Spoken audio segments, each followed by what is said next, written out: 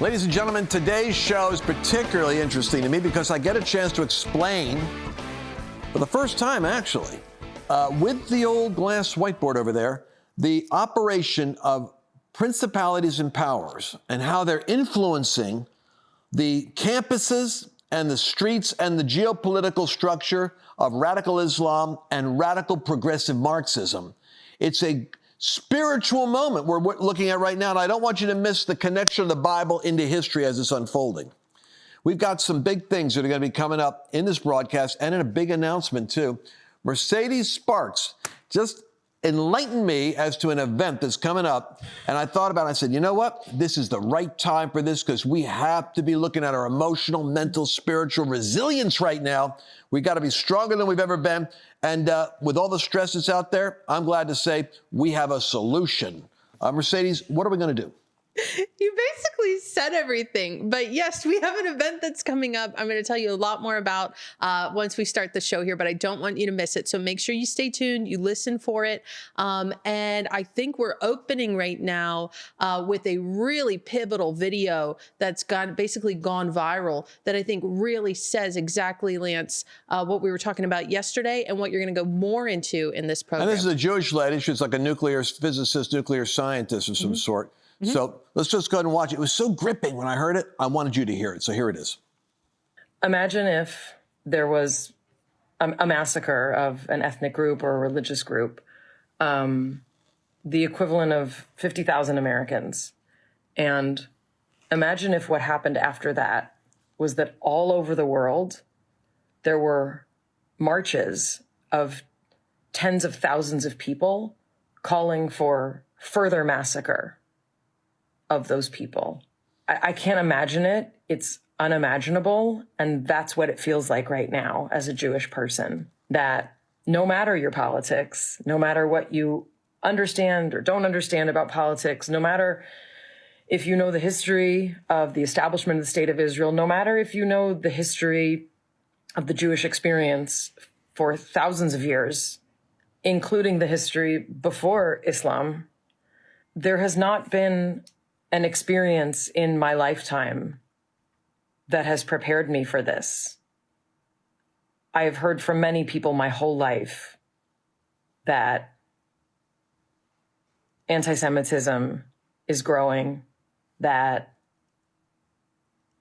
the Holocaust, while we say we will never forget, many have forgotten, and the swiftness with which the global population has seized upon the massacre of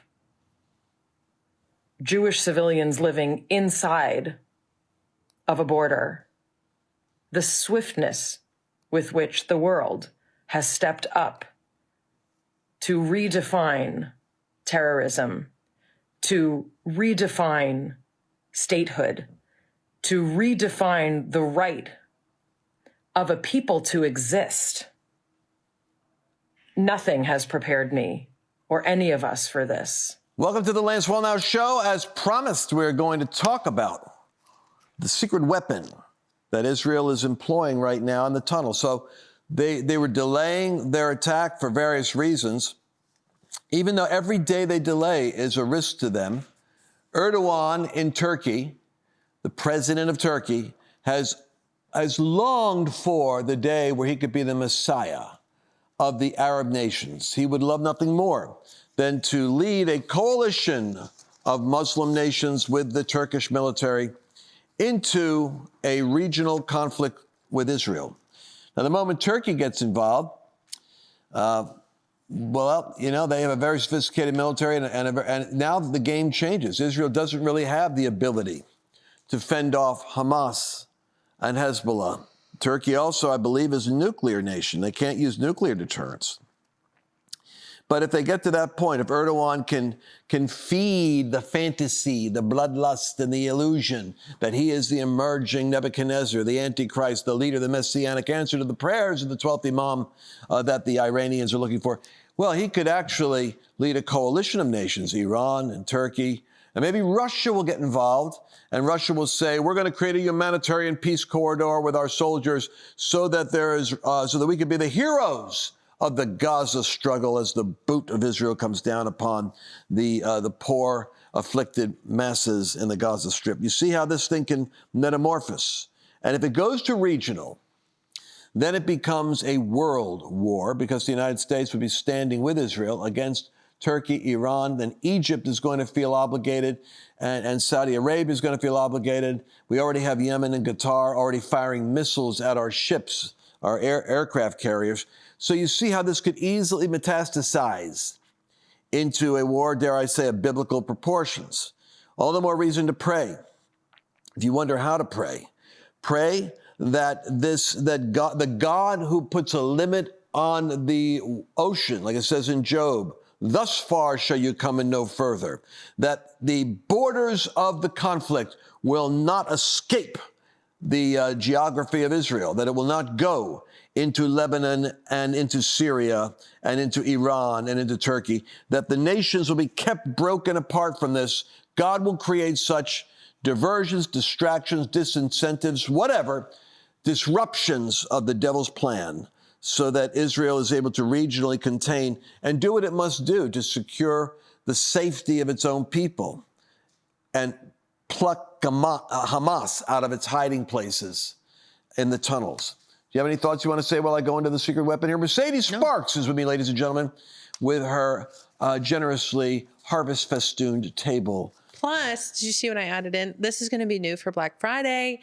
It's a tumbler it says the Lance Wallnau Show on it. Let me turn it the right way. Bang. That looks like a big tumbler. I'd like to have No, but this is like a Stanley. It's like Stanley size. I know you don't know what that is, but all the ladies watching do. Well, I don't know. Explain to the men watching, what is a Stanley? Well, they're really popular, like keeps your beverages hot or cold, and they're just very trendy right now in the probably under 45 demo for ladies. So anyways, this is... I've seen my daughter Joy come in with these huge tumblers. That's what I'm saying. That's what it is. That's what it is. I know. I'm trying to come up with like really fun things for Black Friday, because it's like right around the corner. When is Black Friday? You women all know this stuff. This is right after Thanksgiving, the next day. So you have Thanksgiving on Thursday. Then you have Black Friday, which is like sale day, shopping time. All the ladies know. It's like rush to get all your Christmas gifts. And then Cyber Monday. I have a lot of great things coming up. So be ready.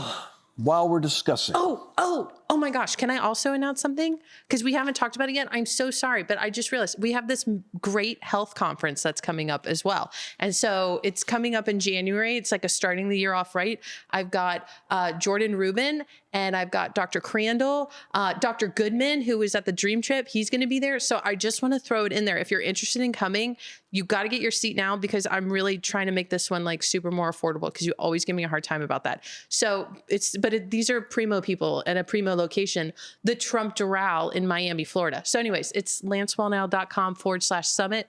Make sure you come. Well, we have the folks that provide the phenomenal, almost youth renewing stem cell research. I am talking to them on Wednesday, so that's coming up. Yes. Powerful, man, because there's those of us that are over 50 or over 60, and soon to be 70. I want to give you the secrets to that longevity, which and energy, which is going to be revealed in our health seminar. We got to come up with another name than health seminar. Well, maybe put some comments in. What do you think we should call this? What do you think we should call it? I'm calling it the Health and Wellness Summit right now. I don't know. It sounds kind of... We're going to come up with a name for that, but I want to go into this sponge bomb. This is what Israel is using in the tunnels, the sponge bomb. SpongeBob? I know, that's the problem. I don't think the Jewish people understand that there's a cartoon we have in the West called SpongeBob. Obviously, they were sitting in the basement saying, we have this, we're going to call it sponge bomb. But it is a sponge bomb.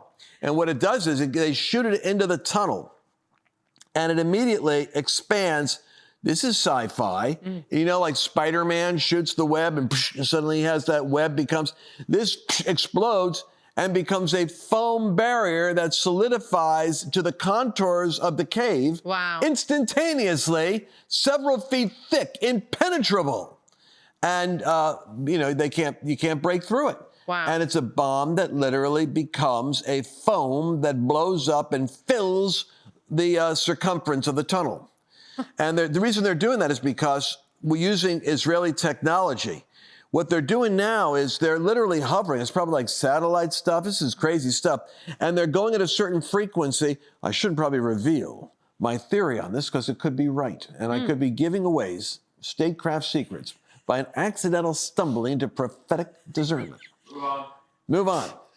You know, I actually have, I know people that did, they were getting words of knowledge and they were actually calling out criminals in the audience by name. This happened to Paul Cade. It happened to Kim Clement. So you have to think about, I'm hearing stuff, but should I say what I hear? My theory of the case is that they've got surveillance with sound technology that can isolate the frequency of communication of Hamas in the tunnel under the terra firma. So since they know where the tunnels are, they have a basic idea.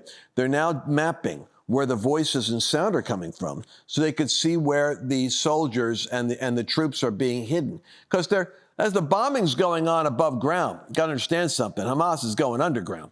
It's only the grundoons, the low-ranking ones that have to sit there and man the guns. So they're identifying where they are.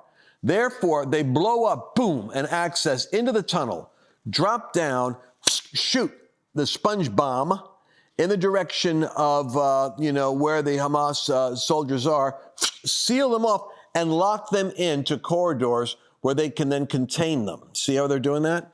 So it's kind of, but once the barrier is there, the bomb actually is used to seal up the corridors. I just think it's fascinating. Man, we need this at the border. Huh? We need this at our border.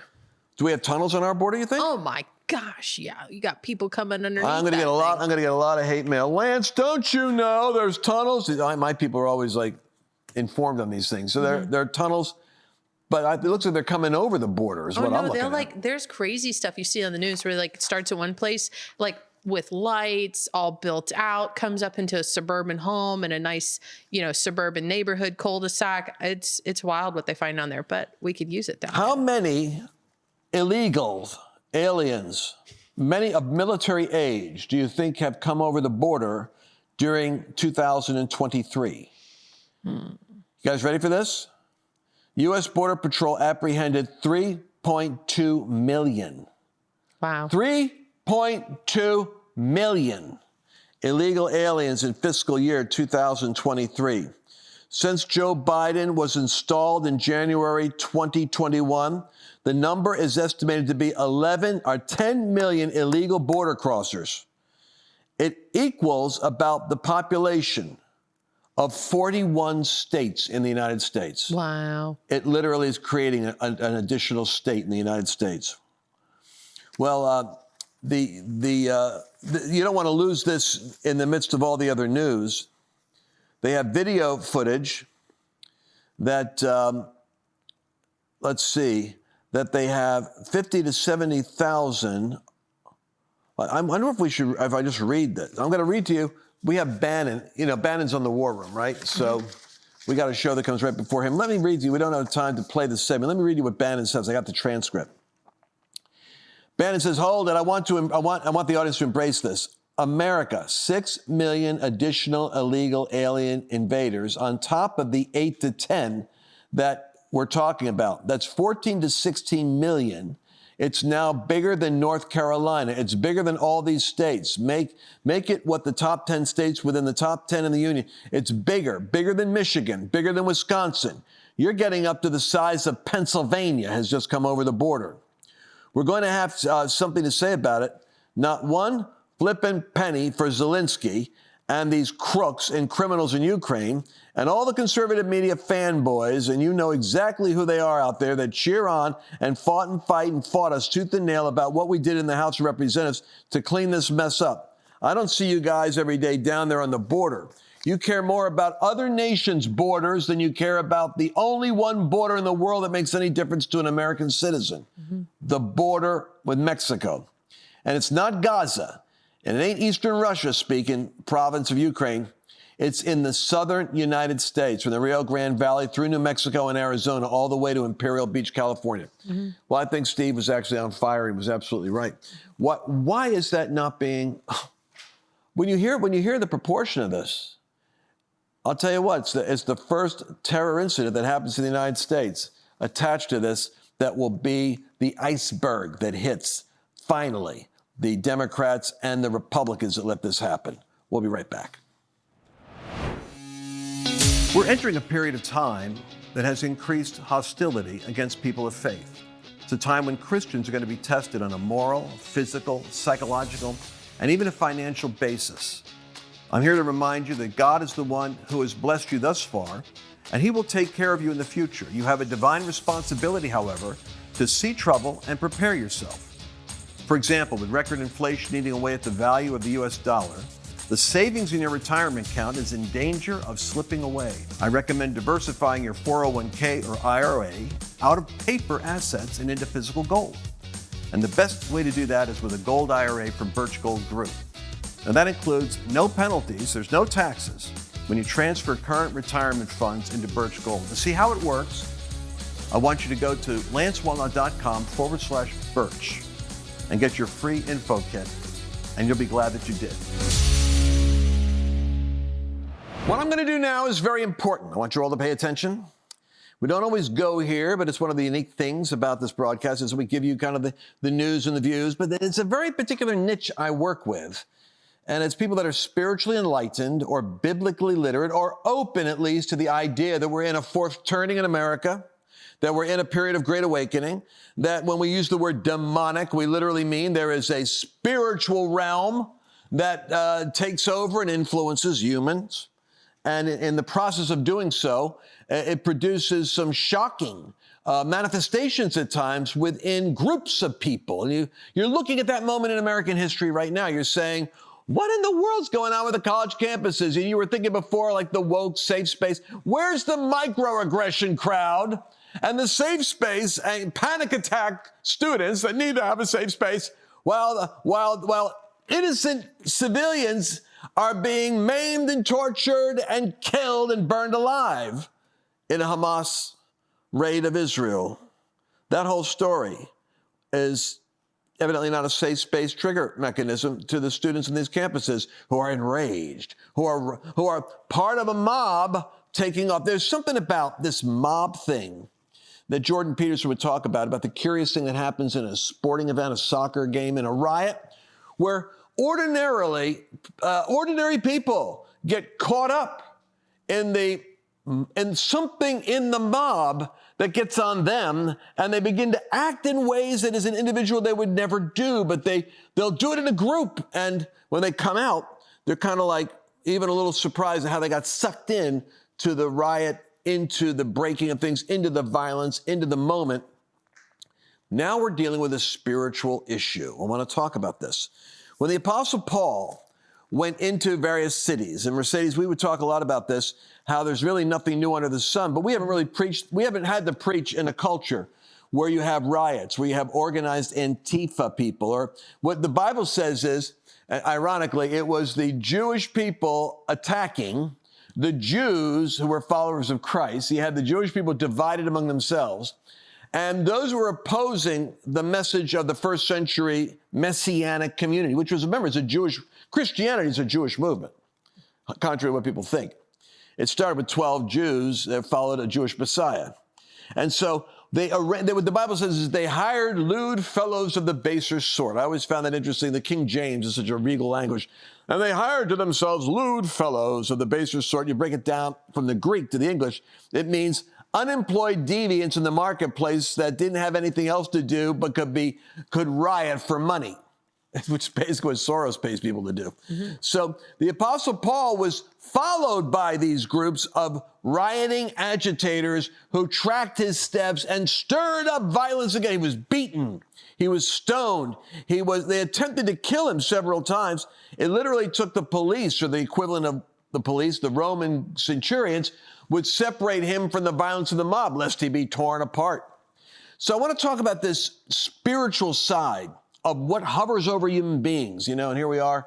I'm broadcasting this during a week which is like the Halloween week, and which goes to another question, which nobody asked, which is, remember during COVID, how the left was so sanctimonious about Thanksgiving gatherings? Don't be gathering with other people. I wouldn't be gathering with other people. Unless they're vaccinated, I wouldn't even have them in my house. And then it was, Christmas, questions about Christmas. Nobody said anything about Halloween. Did you notice that Halloween got a free pass? There was no don't be going door to door and opening and taking your children out of your house to go get infected. Halloween got a free pass. It's Thanksgiving and Christmas. Boy, you better be careful what you're doing. That's an aside. I think maybe Matt Walsh made me think about that. But what I want you to do is go to this Bible verse right now in the last few minutes we have of this broadcast. I want to give you a biblical treatise on spiritual warfare. We talk about it's a spiritual battle in America, and a lot of people say it and don't know what they're talking about, and I understand. It's a trigger language for an abstract idea. But to the first century believers, demons, the devil, principalities and powers is a congruent cosmology. It's actually, in the Greek, it refers to a strata and structure, a spiritual hierarchy that they literally had to deal with. And they understood what they were dealing with. Daniel understood it when the Bible talks about him wrestling with the Prince of Persia, which is modern day Iran. He was in warfare as a Jew while he was captive under the Babylonian Empire, praying for his people to return to Jerusalem. To return. Interesting point. Hundreds of years before Palestinians were ever there, Arabs were there, the Jews were there, and in God's judgment they were scattered, but they were called prophetically to return to the land again. This is the Bible story for those that have to understand why the Jews have a right to that little piece of real estate there.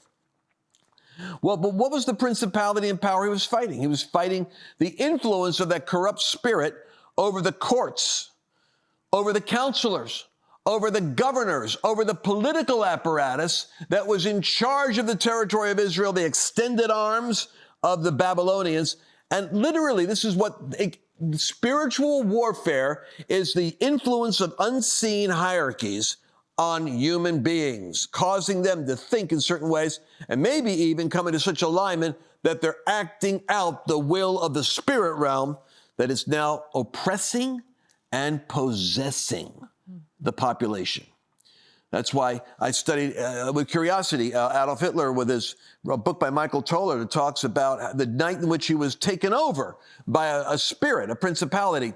And it describes that moment when he was with a friend of his and he was talking to him and suddenly, passionately grabbed his hands, was talking to him after a Wagnerian opera, curiously enough.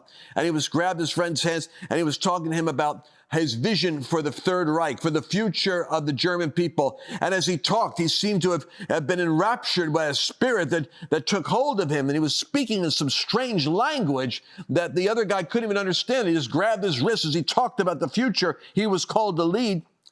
Later on, they met after Der Fuhrer was the chancellor. And his boyhood friend referred to him about the night in Vienna after the Wagnerian opera, when he talked to him about the future. And Hitler was delighted. He said to him, "My friend, I am so glad you remember that, because for me, that was the night it all began."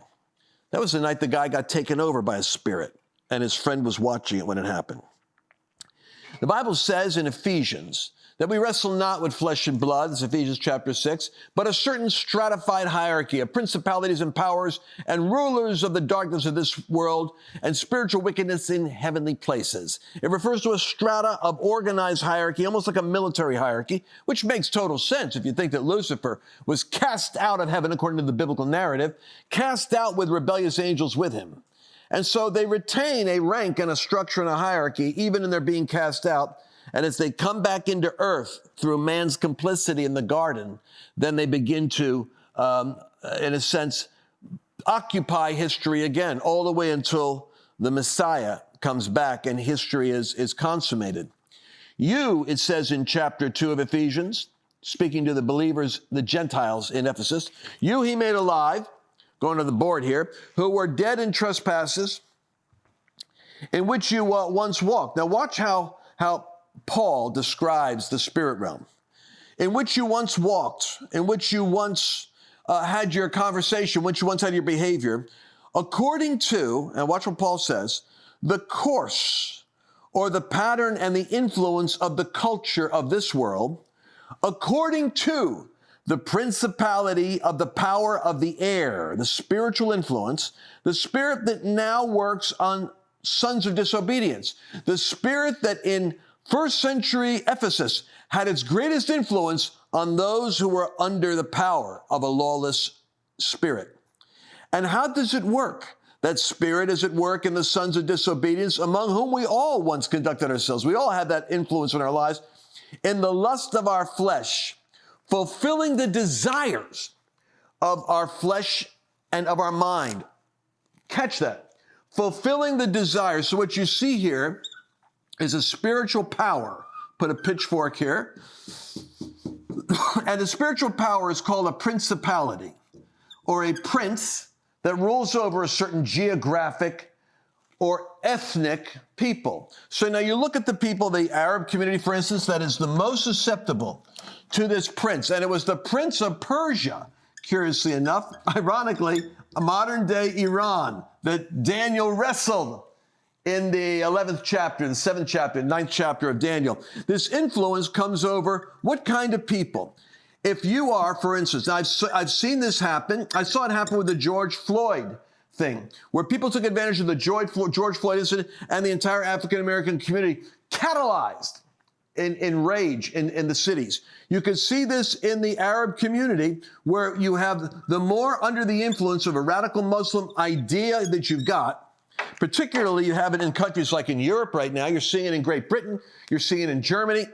That spirit has hooks into what's called the ethnos, certain ethnic groups, or all ethnicity.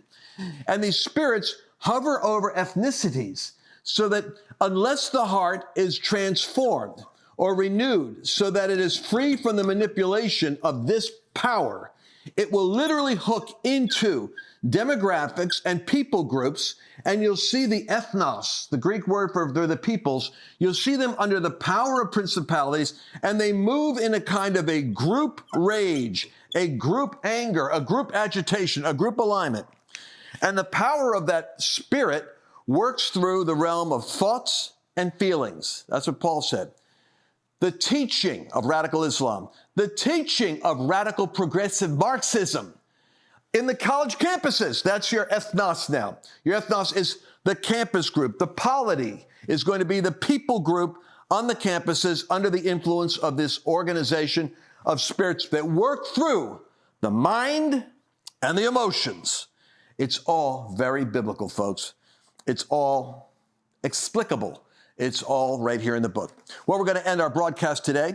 We're going to pick this up again tomorrow. So I want to talk to you about spiritual war. We talk about it. Let's understand the dynamics of how to deliver people from the power of principalities. See you again tomorrow. Did you enjoy this latest episode? Please remember to share it with your friends, because the more knowledge you have, the better equipped you are to navigate the world